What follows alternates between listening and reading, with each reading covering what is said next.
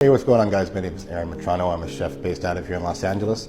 I spent some time working around the country, including people like Gordon Ramsay and a bunch of other great chefs.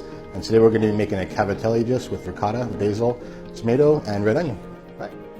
First thing that we're going to be making is the pasta dough for the Cavatelli dish. So usually I'll just use AP flour. For this particular recipe, it's going to be roughly a cup and a half or so of AP flour, and then with the ricotta, it's going to be about half a cup. I put an egg in as well, just so that it helps to bind it, because the ricotta lends itself to have a little bit more moisture than normal. Okay, just mix. And once I kind of have it together as kind of like a wet sand consistency, then I'm just going to switch to hand, just because I don't want to overwork it.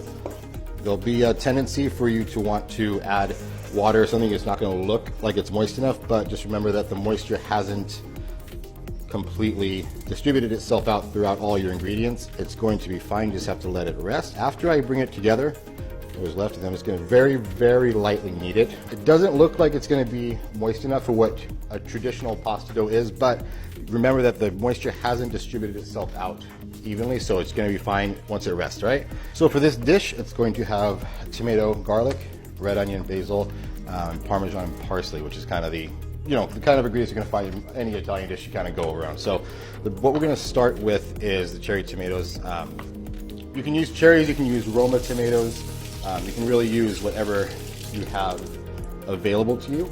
It's kind of the same size as the pasta, so when you're eating it, you kind of get a little bit of each component with each bite, which is what you're looking for in any good dish. For these, depending on the size, they're all around the same size. So I'm just going to cut them right in half, just right down the center, just to keep them uniform, and that's pretty much it.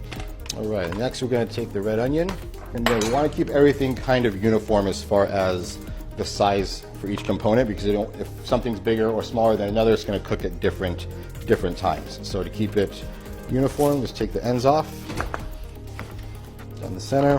For this part, it's just going to be really easy. Just going to take it kind of, halfway, 3/4, 1, 2, turn it, blast right through it, and that's all she wrote. Easy. All right, so garlic, 2 or 3, just really depends on your own personal preference. Smash it a bit, and then I'll run it through, once or twice, just to kind of break it up.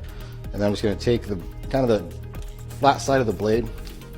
What that's going to do is it keeps all the flavor in the garlic.